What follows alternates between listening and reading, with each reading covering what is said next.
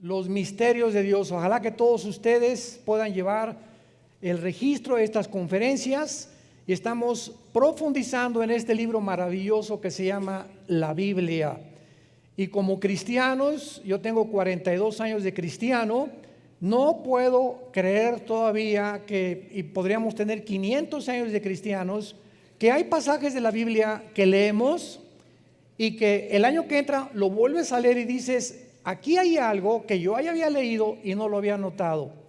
Y lo puedes leer 500 veces, por ejemplo, el Evangelio de Juan, y descubrimos secretos, ahí estaban, pero no teníamos la iluminación del Espíritu Santo para entender la mente que está escondida, encriptada. Por eso Jesús hablaba en parábolas, porque escondía las verdades espirituales en un lenguaje sencillo para que solo aquellos que tienen a Jesús y que siguen a Jesús los pudieran comprender. Por ejemplo, en Mateo 13 Jesús les dice a los discípulos, cuando habló de la parábola del sembrador, vengan para acá.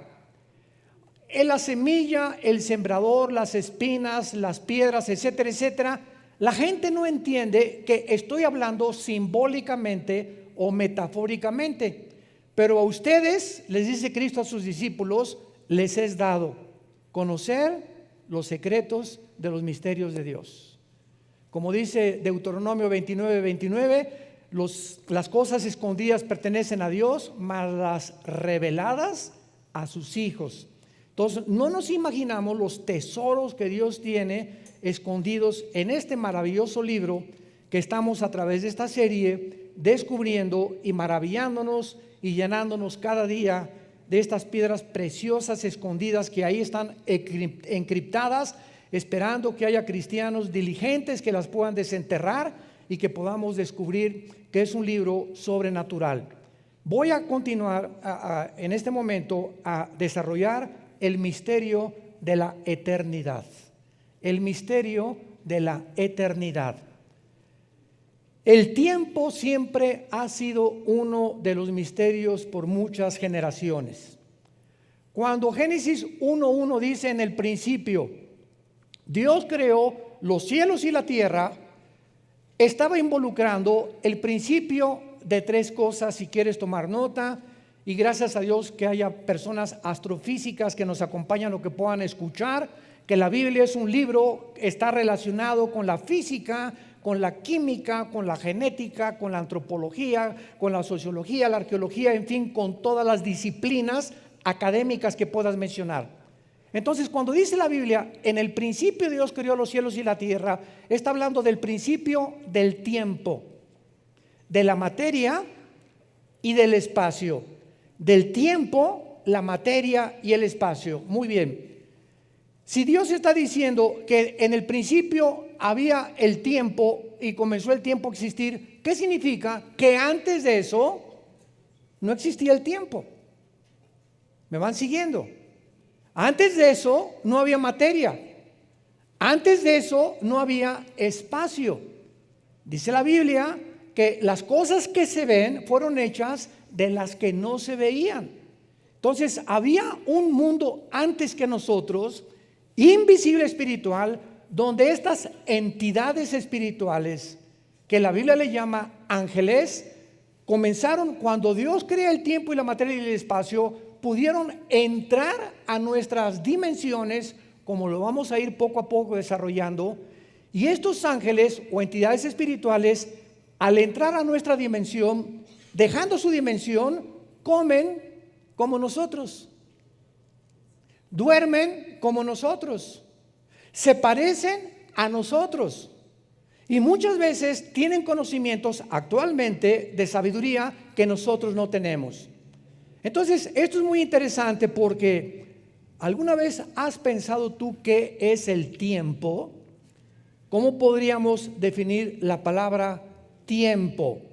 Hay una frase muy conocida de los marineros y dicen, el tiempo y las mareas no se pueden detener. Muy bien, nosotros hemos inventado desde la antigüedad muchas formas para definir el tiempo. Porque en la antigüedad pues se veía la posición del sol en el cielo, más tarde se inventaron los relojes de arena, después los de bolsillo, y actualmente tenemos relojes pues de pulsera, de pared, computadoras, internet, donde todos los días estamos midiendo lo que es el tiempo. Vean ustedes este ejemplo. ¿Cuál es el presente ahorita de todo lo que les he compartido? El presente es una parte infinitesimal entre el pasado y el futuro. Cuando yo estoy hablando, ya pasó. El presente es infinitesimal. Y estamos entre el pasado y el futuro. Cada milésima de segundo que pasa, ese fue el presente. Y ya no existe. Lo que hace una milésima de segundo tú estabas pensando o haciendo, ya no existe. Porque ya forma parte del pasado. Entonces vemos cómo el tiempo es algo que viene así y al mismo tiempo se viene proyectando hacia el futuro, pero no quiero que se empachen todavía. Veamos por ejemplo en Apocalipsis capítulo 10 versículo 6 que la Biblia dice en este último libro de la Biblia, Apocalipsis 10:6, y juró por el que vive por los siglos de los siglos, que creó el cielo y las cosas que están en él, la tierra y las cosas que están en ella, y el mar y las cosas que están en él, que el tiempo no sería más. La Biblia nos muestra que viene una época o un tiempo donde ese tiempo en el cual tú y yo formamos parte, que es el pasado, el presente y el futuro, ya no va a existir. Y esta es la razón, me estoy adelantando bastante, esta es la razón por la cual hay muchos teólogos que creen que las almas en el infierno no van a poder durar en la eternidad, porque van a ser aniquiladas o destruidas. Entonces una vez me acuerdo de una reunión que tuvimos de pastores, me hicieron esa pregunta a mí: ¿usted qué piensa del infierno? ¿Será algo eterno o será algo temporal? Y entonces cuando venimos a la Biblia descubrimos que ahorita, después de esta época que se llama la iglesia, ¿qué sigue?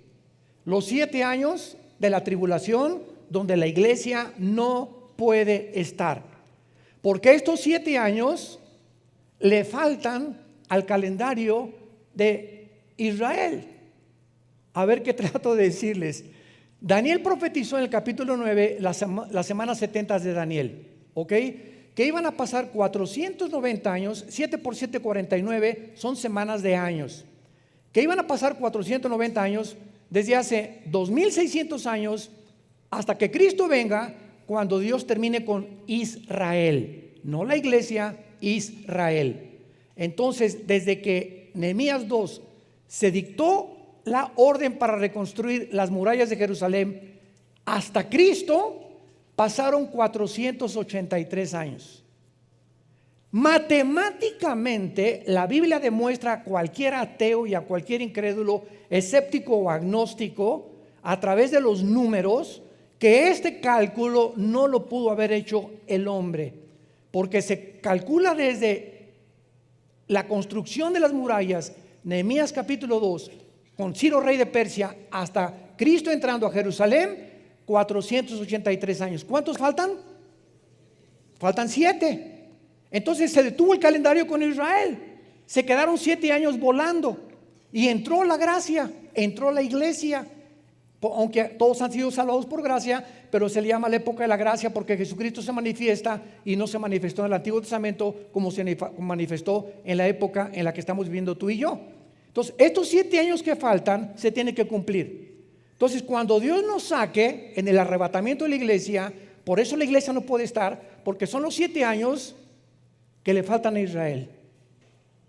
Y se llaman los 7 años de la tribulación. Nosotros no podemos estar ya aquí, porque es el tiempo en que Dios termina con Israel. El Antiguo Testamento quedó inconcluso.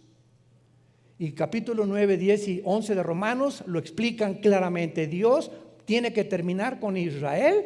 Ahorita están temporalmente sordos, ciegos, para que cuando en la tribulación Dios los lleve, en la tribulación se van a tener que convertir.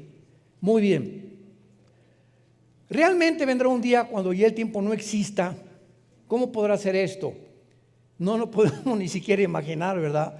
Porque no nos podemos imaginar en una dimensión donde no haya el tiempo. Veamos algunas definiciones del tiempo del diccionario Webster. Una, el tiempo es una porción particular de duración, pasado, presente o futuro. El tiempo ha sido, es y será. El tiempo perdido jamás podrá ser recuperado. Sin duda hay mucho que digerir de estas definiciones, pero básicamente podríamos resumir que el tiempo es la totalidad de los elementos o de los tres elementos: pasado, presente y futuro. Eso es lo que es el tiempo para nosotros: pasado, presente y futuro. Ahora bien, cuando venimos a la Biblia, libro de los libros, este libro es el único libro de los billones de volúmenes que existen en las librerías en el mundo entero, el único libro que contiene la hiperdimensión. O sea, este libro nos transporta más allá del tiempo y antes del tiempo, y nos abre un panorama para mostrarnos lo que en el siglo pasado Alberto Einstein, el astrofísico y físico matemático alemán nacionalizado norteamericano, en 1920 más o menos 25, postuló su famosa teoría: energía igual a m, materia igual a la velocidad al cuadrado de la luz. Entonces, cuando Einstein manifiesta esta teoría hace 75, 80 años de edad, entonces el mundo científico es revolucionado y el tiempo entra a nuestras vidas como la cuarta dimensión. Antes de la fórmula de Einstein, el tiempo era arriba, abajo y a los lados. Tres dimensiones el ser humano vivía. Pero cuando Einstein descubre que el tiempo no existe, el tiempo no existe, lo vamos a comprobar ahorita, entra el tiempo a formar parte de la cuarta dimensión. Y antes que Einstein, la Biblia ya nos teletransportaba y nos mostraba la inexistencia del tiempo, más que de acuerdo a la forma como nosotros desde que nacemos y morimos contamos los años, los minutos, los segundos, etcétera, etcétera. Y les voy a dar este ejemplo. Hace 2000 años se escribió el último libro de la Biblia, el Apocalipsis. ¿Ok? ¿Hace cuánto? Hace 2000 años. Muy bien. Hace 2000 años el apóstol Juan, lo vamos a ver más adelante, fue sacado de su cuerpo. Apocalipsis capítulo 4. Fue sacado de su cuerpo y fue trasladado 2000 años después al futuro. Juan estaba allá hace 2000 años. Y Juan es transportado 2000 años para ver cómo va a terminar la humanidad. Vio al anticristo, vio a la gran ramera, vio las copas, vio los sellos, vio las cosas que cuando él estaba vivo no estaba sucediendo.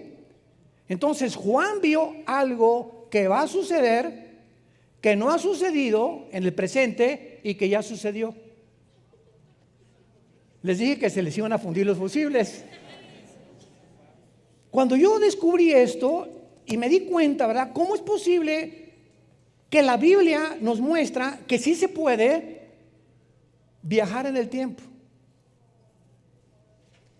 ¿Y cuántas películas hay acerca de esto? Viajeros del espacio, o personas que se transportan o que regresan en el pasado a la época de Hernán Cortés y que aparecen de repente en la época de Hernán Cortés vestidos diferentes y regresan otra vez al siglo XX de donde fueron sacados. Cantidad de películas hay de este aspecto, pero quiero mostrarles a ustedes los ejemplos que la Biblia nos da de estas personas que han sido sacadas de su cuerpo, han sido transportadas al pasado y al futuro.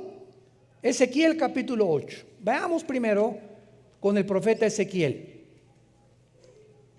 Todo esto está en la Biblia y muchos no lo han descubierto porque siguen con telenovelas,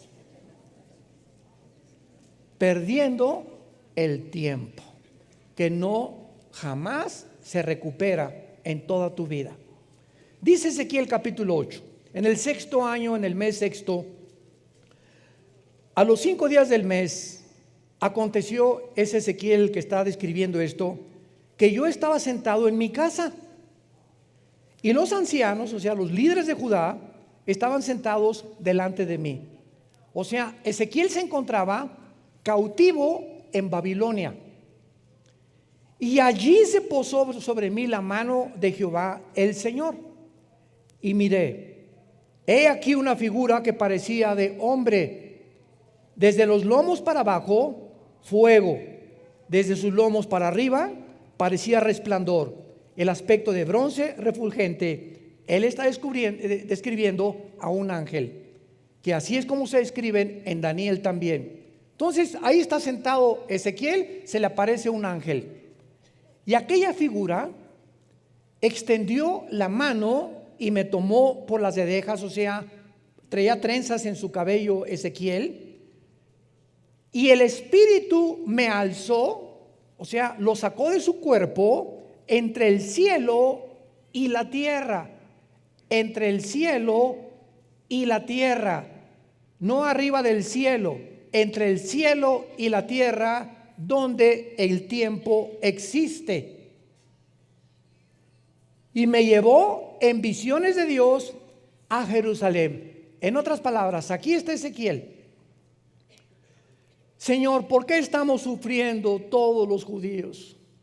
¿Por qué estamos aquí en Babilonia exiliados, sin altar, sin sacerdotes, sin ofrendas, sin ovejas, sin nada? ¿Qué pasó, Señor? Realmente quiero saber. Eso es lo que anteriormente estaba Ezequiel pensando. Entonces Dios lo saca de su cuerpo y lo lleva al pasado a mostrarle a Ezequiel la razón por la cual se encontraban ellos en el exilio.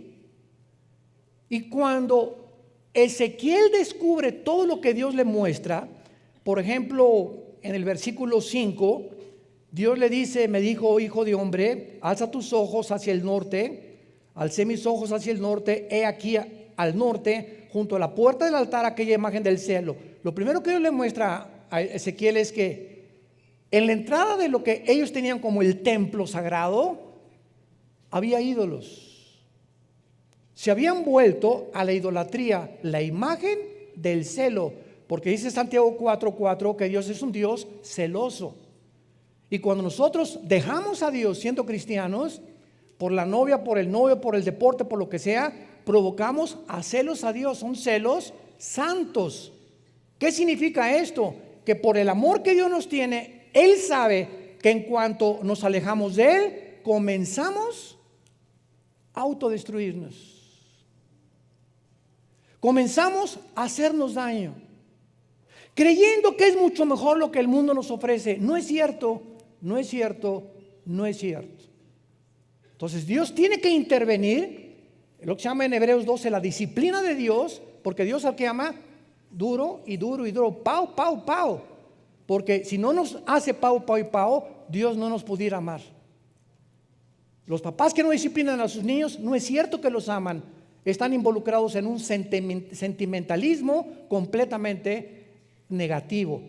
Porque así como le hago al niño pau, pau, pau, lo abrazo y lo beso. El pau, pau, pau es señal que lo amo.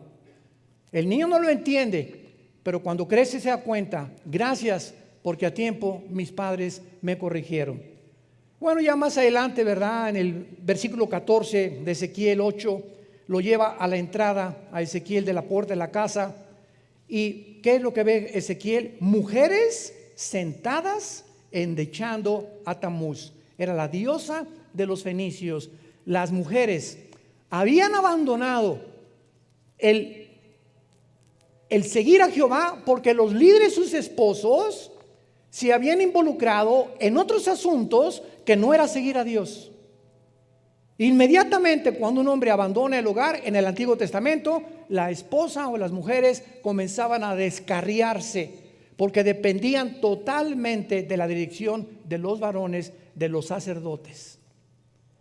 Y finalmente en el versículo 16, y dice Ezequiel, me llevó al atrio, o sea, lo mete al tabernáculo Dios, junto a la entrada del templo de Jehová, entre la entrada y el altar, 25 varones, sus espaldas vueltas al templo y sus rostros hacia el oriente, y adoraban al sol, postrándose en el oriente.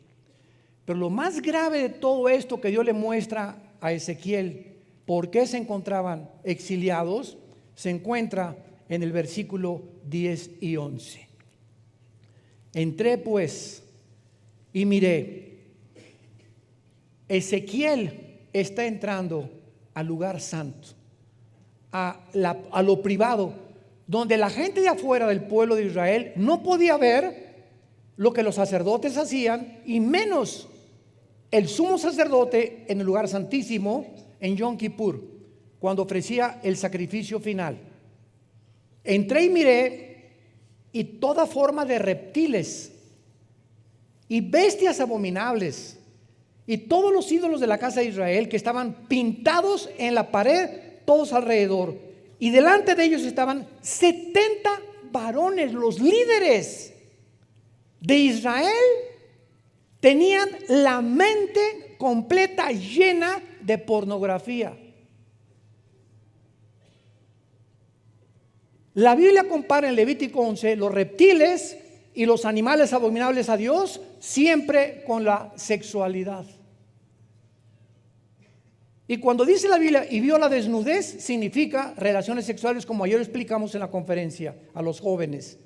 Entonces, los líderes de Israel, que se suponía que tenían guiar a Dios, sus mentes estaban infectadas.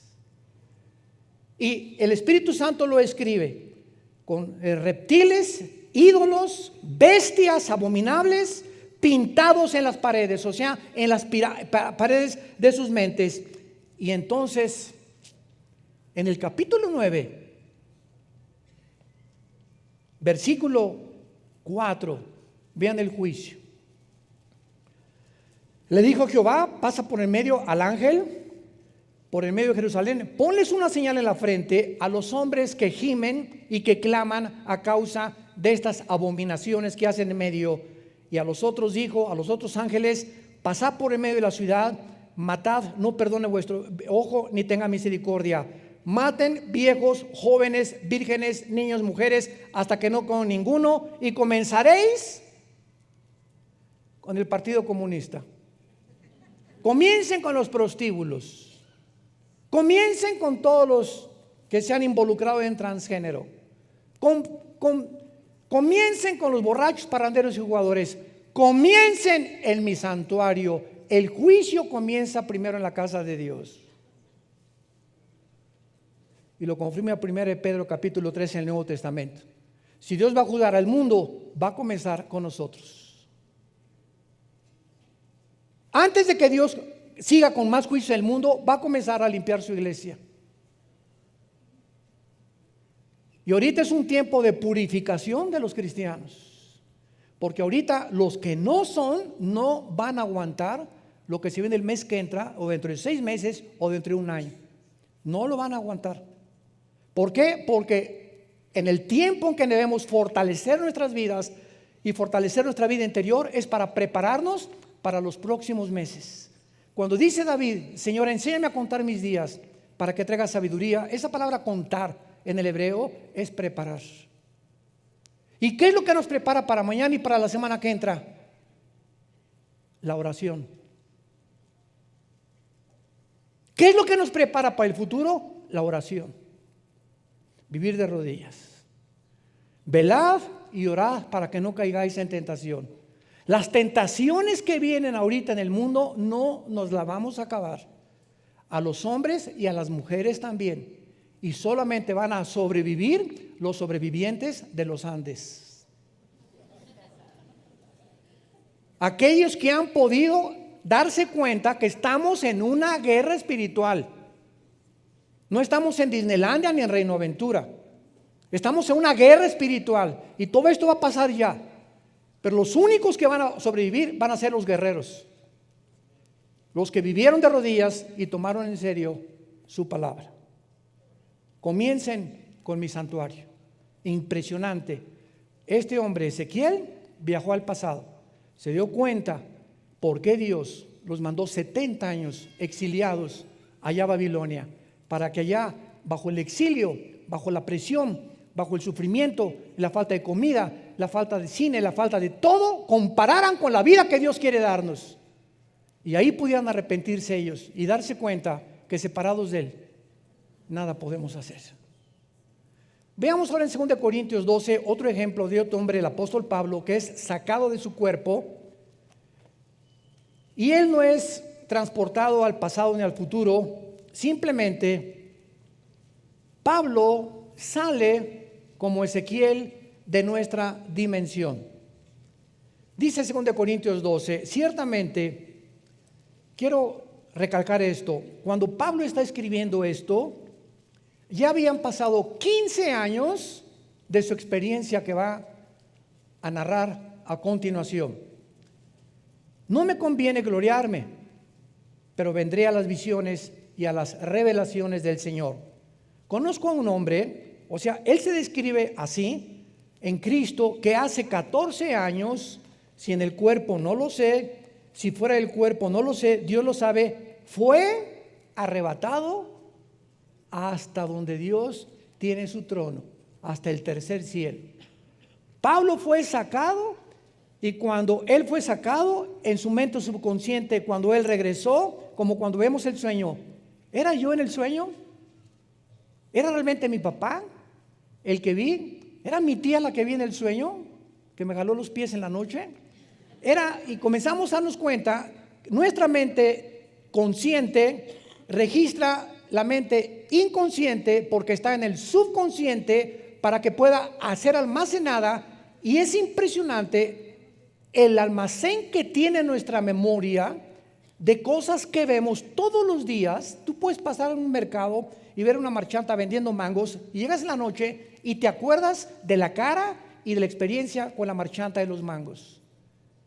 Y tenemos 1001 eventos y características y experiencias diarias que están todas en la mente. Por eso Romanos 12:2 nos dice: no se conformen a este mundo, o sea, no acepten que el mundo moldee vuestra manera de pensar. Si tú estás viendo siempre pornografía y telenovelas, está entrando todo a tu mente sin que te des cuenta, está moldeando tu subconsciente, tu inconsciente, y está provocándote que cuando estés en tu consciente, lo que entró por tus ojos, lo que oíste por tus oídos, va a determinar tu manera de vivir. Tu psicología determinará tu filosofía, y tu filosofía determinará tu manera como tú vivas. Tú eres lo que eres y haces lo que haces porque eso es lo que crees. ¿Y sabes por qué haces lo que crees? Porque has creído la mentira. Y Satanás es el padre de la mentira. Y cuando hacemos cosas malas es porque de la abundancia del corazón habla la boca. Cuando hablamos cosas malas y maldecimos es porque nuestro corazón así está infectado, enfermo. Nuestra alma está enferma por dentro. Y lo único que nos puede lavar es esto. Día y noche medita Josué en este libro de la ley. No se conformen a este mundo, dice Romanos 12:2, sino transfórmense.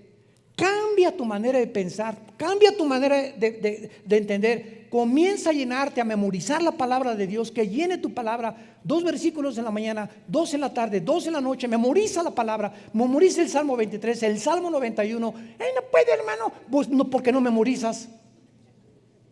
Es que no se me queda nada, pues porque nunca lo has practicado. Un niño de 6, 7 años puede hablar 4 idiomas. Un niño de 7 años puede hablar 4 idiomas. Hay niños que se están graduando de la universidad de 14, 15 años de edad. Nadie diga no puedo. Sí se puede, cuando nosotros obedecemos la palabra de Dios.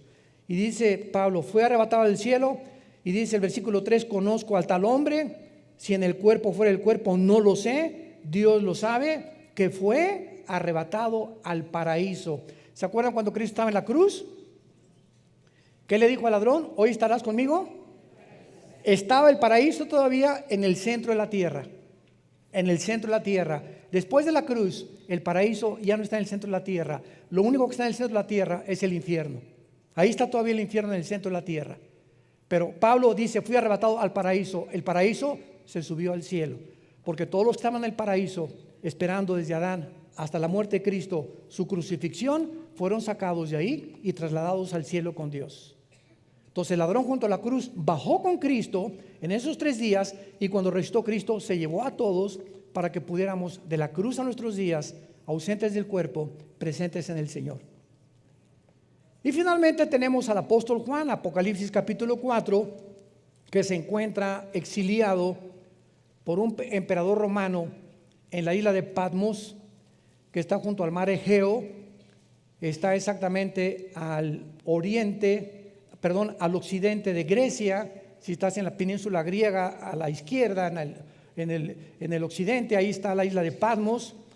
Y dice Juan, cuando estaba ahí en la isla, después de que describe los candeleros del capítulo 2 y 3, después de esto, miré, he aquí una puerta abierta en el cielo. La Biblia nos muestra que hay muchos hombres que estando aquí en la tierra, Dios les permite abrir el primer cielo, el segundo cielo y ver el tercer cielo. Cuando Esteban, ¿se acuerdan? Hechos capítulo 7, lo estaban matando a pedradas. En ese momento Esteban, cuando las piedras venían a romperle el cráneo y destruir su cara, se cayó de rodillas y dijo, veo el cielo abierto y al Hijo de Dios sentado junto al trono de Dios. Antes de morir, Dios le concede a Esteban la gracia de morir, porque como los mártires, los que mueren como mártires, Dios les concede en los últimos momentos aguantar el sufrimiento, ya que tomaron el primer paso de voy a morir por Cristo, les concede a los mártires Dios aguantar. Y todos los que fueron quemados en el primer siglo y segundo siglo de la época cristiana, y todos los grandes hombres que los echaron a los leones, ahí estaban en los leones con los mamás, con la niña, con el chiquito, en los matrimonios, abrían las jaulas, salían los leones y los tigres y me decían, no, písanlo, sáquenme de aquí. Nadie, dice el historiador Josefo y Plinio, cantaban alabanzas a Dios. En ese momento eran llenos de un poder sobrenatural para morir como héroes y valientes y guerreros de Dios.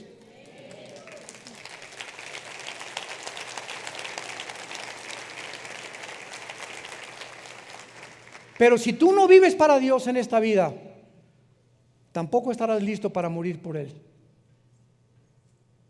Si en esta vida fuiste cobarde y ni siquiera fuiste un testigo fiel de Dios, tampoco cuando tú mueras lo serás.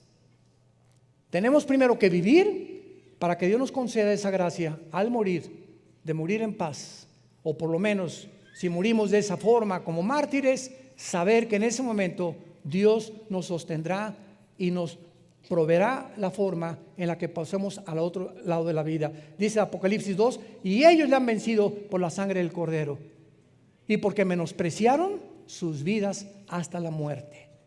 Porque el que quiera salvar su vida, la va a perder, pero el que la pierda por causa de mí, la salvará. Muy bien, veamos ahora a continuación lo que hablábamos de Alberto Einstein con su teoría E igual a mc al cuadrado. La energía es igual a la masa por la velocidad de la luz al cuadrado. Veamos algunos aspectos acerca del tiempo. En Isaías 57, versículo 15, ya entramos un poco más profundo en este momento. De aquí en adelante vamos a ver que básicamente Einstein creía que era posible, vuelvo a repetir, viajar en el tiempo. Einstein lo aseguró. Y esto es algo bíblico. Antes de que cualquier científico, astrofísico, psiquiatra, psicólogo, lo que tú me quieras mencionar, postule algo de genético, lo que sea, la Biblia ya lo decía con siglos de anticipación.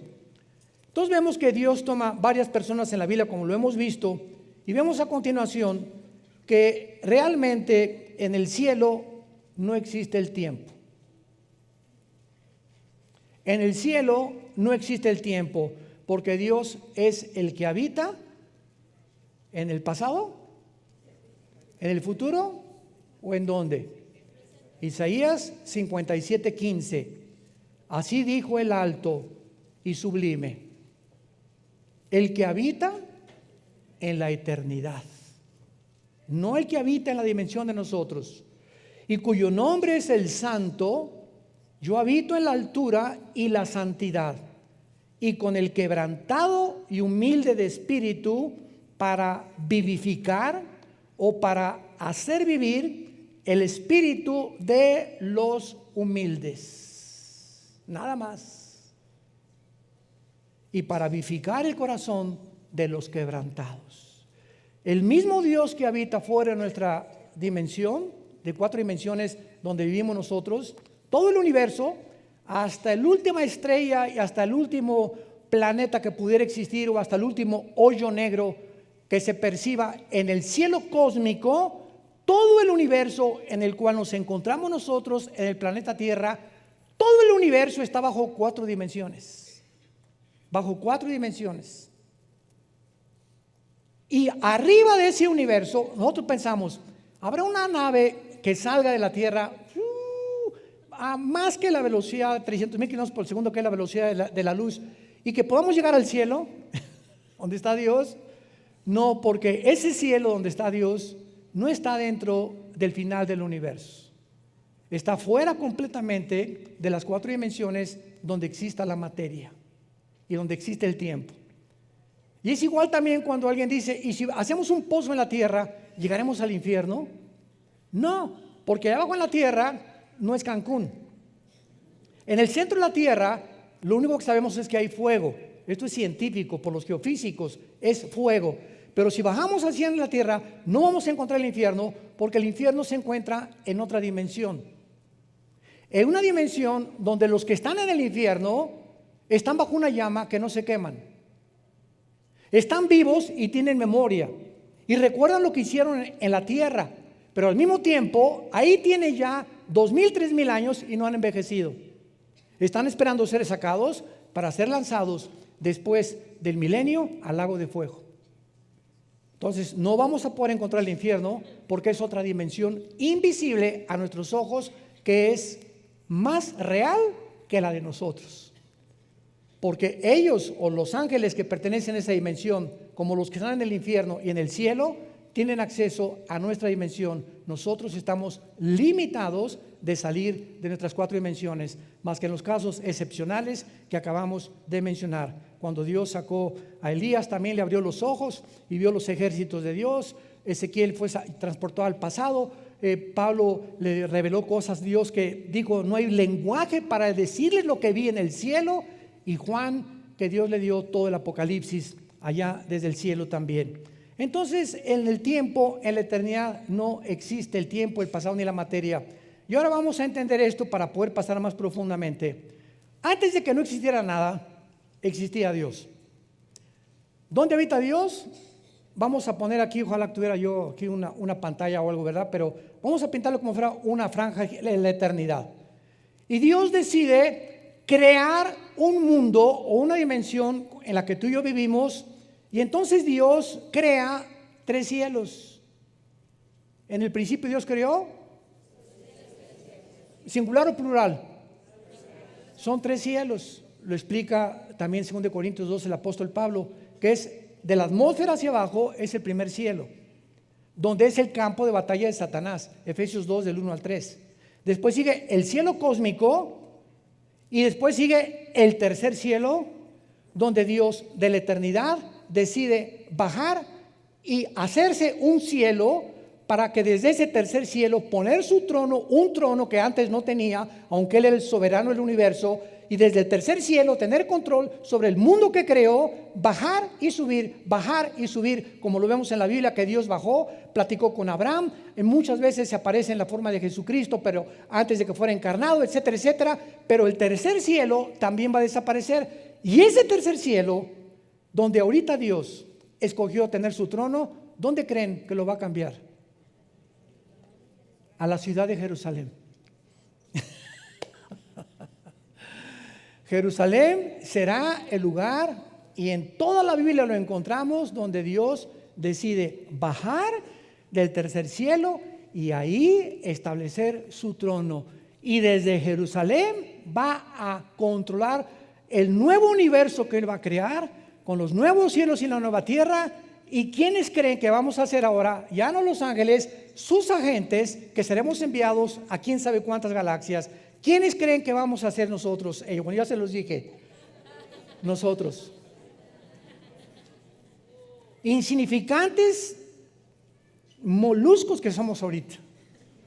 Caracoles que no entendemos muchísimas de las cosas de Dios. Limitados por la muerte, el sufrimiento, la tristeza.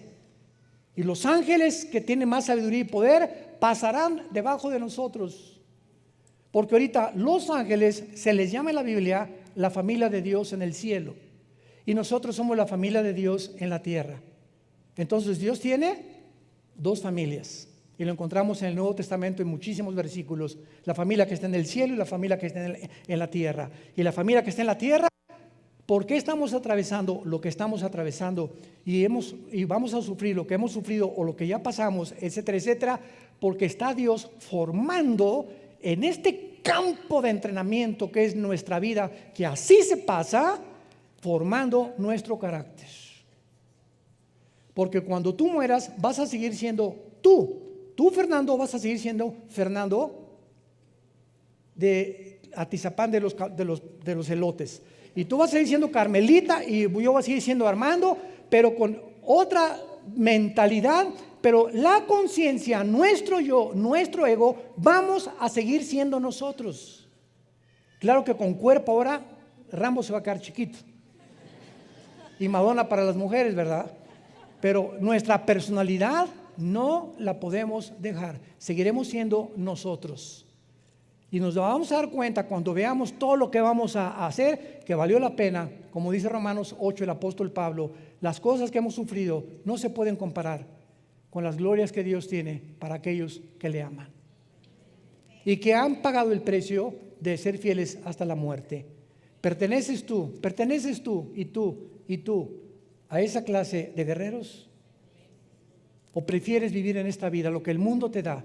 Tristezas, vergüenzas, frustraciones, desilusiones y amarguras, todo lo que el pecado le ofrece al ser humano. Les pongo la bendición y les pongo la maldición. Tú tal vez hoy vas a escoger a quién quieres seguir.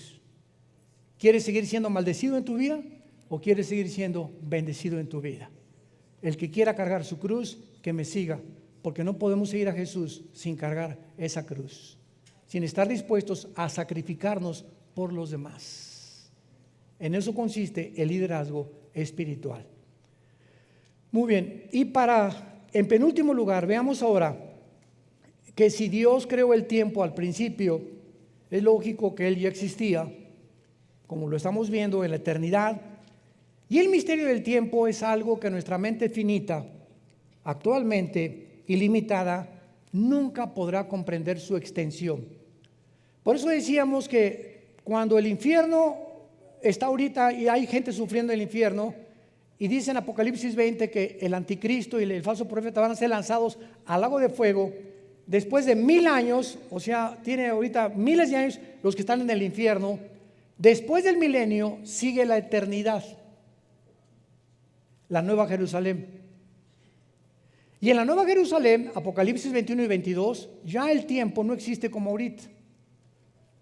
Entonces la pregunta es, en la eternidad, cuando dice la Biblia, sufrirán el infierno por los siglos de los siglos, estos siglos es una medida del tiempo. Entonces muchos teólogos dicen, no, es que las almas van a estar por toda la eternidad en el infierno, porque dice por los siglos de los siglos. Y cuando nos metemos a estudiar el tiempo, teológicamente nos damos cuenta que solo Dios sabe en la eternidad si van a ser aniquilados. El Salmo 37 dice que van a ser destruidos. Más de 7 veces las almas de los impíos serán consumidas, serán destruidas. Y si esto es verdad, será después de la Nueva Jerusalén. Pero mientras tanto, el infierno está calientito y también el lago de fuego para todas aquellas personas que se negaron a seguir a Jesucristo. Ahora muy bien, en Juan capítulo 1, hay una revelación tremenda acerca del tiempo, y no solamente del tiempo, sino también de la misma, asombrémonos, filosofía. Recuerdo hace algunos años que me invitaron a la Facultad de Filosofía y Letras en la UNAM, y me acuerdo que el que estaba al frente de esta facultad me dijo: señor Alducin, por favor, no meta usted a Dios. Y no queremos religión, porque así comenzamos a entrar en las universidades con la evolución o la creación o la filosofía del ateísmo, y con esos títulos ya estaba más o menos camuflajeado, ¿verdad? Para que nos pudieran abrir las puertas en muchas escuelas y universidades. Y en aquel tiempo hablé sobre la filosofía y la Biblia, y dije: la Biblia no es un libro religioso, pero lo que vengo es esto. A estos estudiantes de filosofía les hice esta pregunta: ¿ustedes creen que Sófocles, Aristóteles, Platón, Sócrates, todos estos filósofos de la época de oro, 250 años antes de Cristo más o menos, los filósofos del siglo XX, Freud, Ingersoll, Jean-Paul Sartre, Richard Hawkins, que todavía sigue vivo, Carlos Sagan, que se murió, el astrofísico, que todos eran ateos en el siglo XX? ¿Ustedes creen que todos estos ateos del siglo XX, filósofos, superaron la filosofía de los griegos? Y todos los estudiantes comenzaron a verse unos a los otros, no se atrevían a contestar. Y les dije: ¿saben por qué no se atreven a contestar? Porque es impresionante que esta filosofía de los griegos, que llegaron a una lógica elemental a conocer a Dios, los filósofos del siglo XX, ensoberbecidos por la tecnología y el descubrimiento y el ADN y las computadoras, llegaron a negar a Dios. Nunca en la historia ha habido tantos ateos más que en el siglo XX. Nunca en la historia. Los más grandes científicos, astrofísicos, matemáticos, como Blaise Pascal, cristiano; Isaac Newton, cristiano, nacidos de nuevo; Einstein no fue ateo; Louis Pasteur, Maxwell, el de las ondas, todos ellos eran personas que profesaban tener una relación con el Jesucristo a través de la Biblia. Entonces, estos estudiantes se quedaron así absortos, porque se dieron cuenta, ¿verdad?, de que cuando los filósofos griegos, que superaron en su lógica a los ateos que niegan a Dios, los filósofos griegos convierten a los ateos en payasos, en títeres, en personas que ya no usan la razón. Son ateos porque mi maestro era ateo, y porque tengo la fe del Che Guevara, y porque si no eres ateo no eres intelectual ni eres inteligente. Fíjense nada más los motivos por los cuales el ateísmo brilló en el siglo XX. ¿Y qué fue lo que dijo Sócrates? Pienso, luego existo. Existo, luego vivo. Si estoy vivo, tiene que haber una causa para mi existencia. Y si esta causa no está en mí, trasciende mi humanidad y mi inteligencia. Y ellos no sabían exactamente qué Dios, pero concluyeron que había un ser superior, que era imposible que pudiéramos ser títeres del destino y nos hubiéramos creado a nosotros mismos con una ADN que fue descubierto en 1954, donde vemos nosotros la complejidad de las proteínas, del nitrógeno y el helio, que son el 95% de todo el universo está cubierto de nitrógeno y de helio, y de toda la materia, la composición que existe. ¿Cómo pudo esta materia y este ADN, como robotitos, darles instrucciones a cada célula para que produzcan y superen a cualquier fábrica que el ser humano haya podido fabricar? Profesando ser sabios, dice Romanos 1, 20 y 22, se hicieron necios. Y ahora nosotros levantamos este libro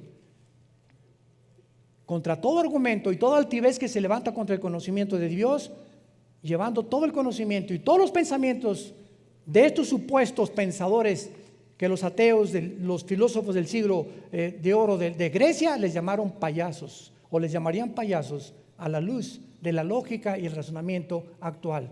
Y esto es lo que quiero ver en Juan 1 para terminar, versículo 1. En el principio era el verbo era Dios y el verbo era Dios y el verbo era Dios. ¿Saben ustedes lo que significa la palabra verbo en el griego?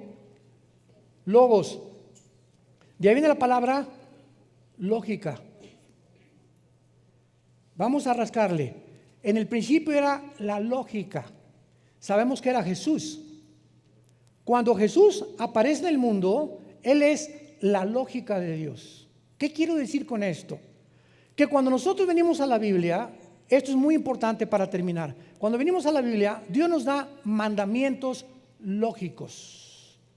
Y nos dice, no cometerás inmoralidad.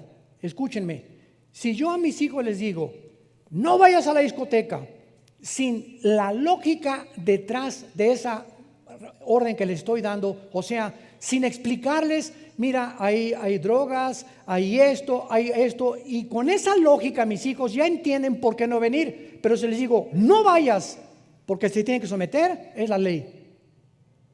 Soy un padre legalista. Cuando tú ordenas sin dar una razón por lo cual tú estás ordenando, no hay lógica detrás. Y cuando nosotros los cristianos creemos, no simplemente lo creo, porque lo creo sin entender por qué Dios nos dice lo que nos dice, estamos viviendo una vida legalista. El otro día una persona nos preguntó a mi esposa y a mí que si podía ir al doctor, que por qué ella tenía fe en Dios, y que su pastor le dijo que si iba al doctor no tenía fe. Le dije, la fe no está divorciada del sentido común. La lógica me dice, como dijo Charles Spurgeon, si me enfermo le pido a Dios, y si no me cura Dios voy al mejor médico de la ciudad, porque también Dios cura a través de la medicina. ¿Ven? Eso es lógica. Hay personas en Estados Unidos, pastores, que como dice, agarrarán serpientes y escorpiones. Ahí en el púlpito los ha mordido las cobras y las cascabeles, los brutos estos.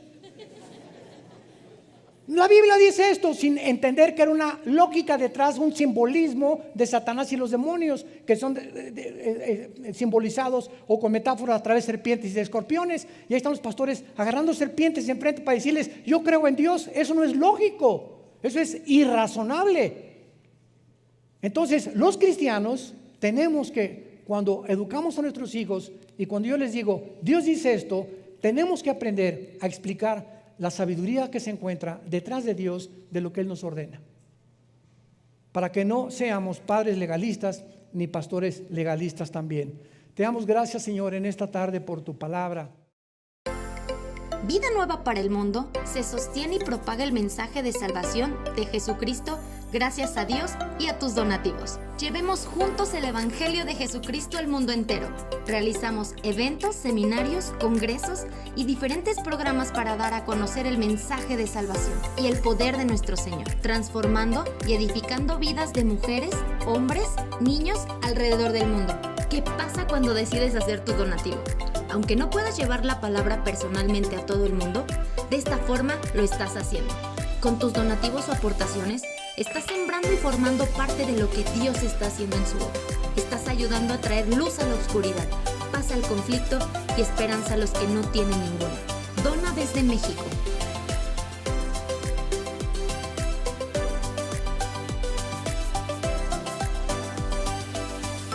Dona desde Estados Unidos.